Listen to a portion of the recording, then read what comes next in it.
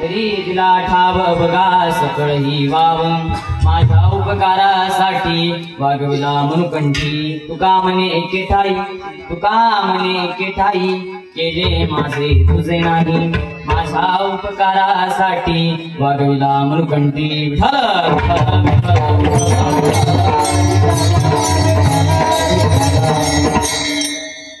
मनोजवं मारुततुल्य वेगं जितेन्द्रियं बुद्धिमतां वरिष्ठं वातात्मजं वानरयुक्तमुक्तं श्रीरामदूतं शरणं प्रपद्ये।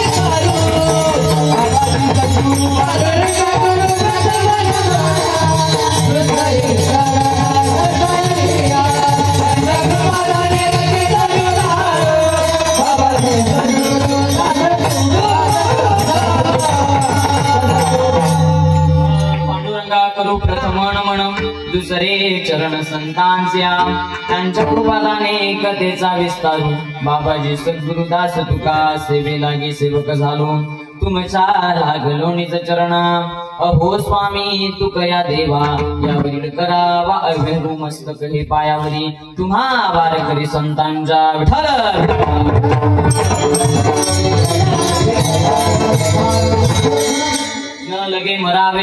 न लगे मरावे ऐसा ठाव दिला देवे माझ्या उपकारासाठी वागविला मनुकंठी प्रस्तुत प्राप्त प्रसंगी प्राप्त स्थळी भगवत चरणारविंद सेवा समर्पित करण्याकरिता जमलेल्या भक्त भाविक भक्तमती मातेंसमोर कीर्तन रूपी सेवेकरिता निवडलेला अभंग जगतवंदनीय जगतमान्य महाराष्ट्र भूषण देहू निवासी श्रीमंत श्री जगद्गुरु तुकोबारांचा 4 चरणाचा परमार्थामध्ये जो श्रेष्ठ अनुभव आला अनुभूती आली त्याचा अनुवाद करणारा व भक्तिमय जीवनामध्ये काय क्रांती केली त्या क्रांतीचा निर्देश करणारा हा महाराजांचा अभंग आहे।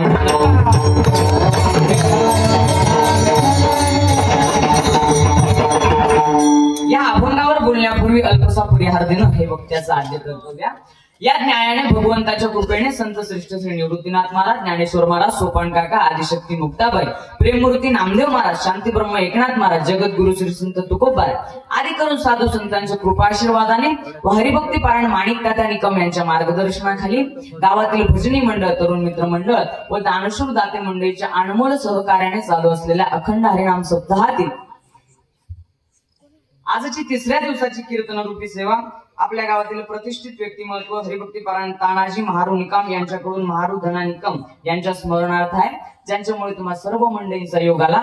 आज माझ्या कीर्तनासाठी उपस्थित महाराष्ट्रातील ख्यातनाम गायनाचार्य हरिभक्ती पारायण तुषार महाराज असतील हरिभक्ती पारायण आदिनाथ महाराज असतील हरिभक्ती पारायण ऋषिकेश महाराज असतील तसेच महाराष्ट्रातील ख्यातनाम मृदुंगाचार्य हरिभक्ती पारायण भावेशजी महाराज शेलारकर असतील तसेच आमच्या विश्वगुरु श्री संत निवृत्तीनाथ महाराज भारतीय शिक्षण संस्थेतील सगळे विद्यार्थी त्याच पद्धतीने आमचे गुरुवारी असणारे हरिभक्ती पारायण शशिकांतजी महाराज आहिरे ते सुद्धा या ठिकाणी उपस्थित झाले बाबांचे सुद्धा मनपूर्वक धन्यवाद।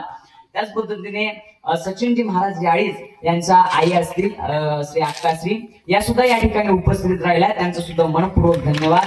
त्याच पद्धतीने आमचे गोकुळ सर असतील, या सर्व मंडळींचे धन्यवाद। आज मी तुमच्या समोर उपस्थित झालो या कीर्तन रूपी सेवेकरिता। लक्षपूर्वक ऐका, कीर्तन रूपी सेवेकरिता मी आज तुमच्या समोर उपस्थित झालो। आजची कीर्तन रूपी सेवा कोणाची आहे मी तुम्हाला सांगितलं।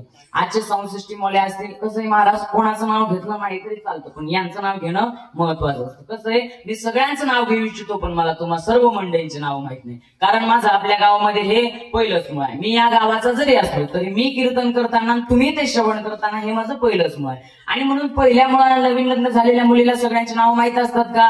बोला बोला, माहित असतात का? सासूचा स्वभाव कसा, सासऱ्याचा स्वभाव कसा, दीर कसा, नणंद कशी, हे केव्हा कळतं? बोलत सर तुम्हाला झोप लागते का? मग बोला ना, केव्हा कळतं? 2-4 मुळे झाली की तेव्हा। तसं माझंही आपल्या गावातलं पहिलंच मुळ आहे, माझी 2-4 मुळे झाली, 2-4 कीर्तन झाली की मलाही कळेल कोणाचा स्वभाव कसा, कोणाचं नाव घ्यायचं, कोणाचं नाव नाही घ्यायचं। आणि 2-4 मुळे का झाली का सगळ्यांचीच नावं घेतल्याशिवाय मी राहणार नाही। विठ्ठल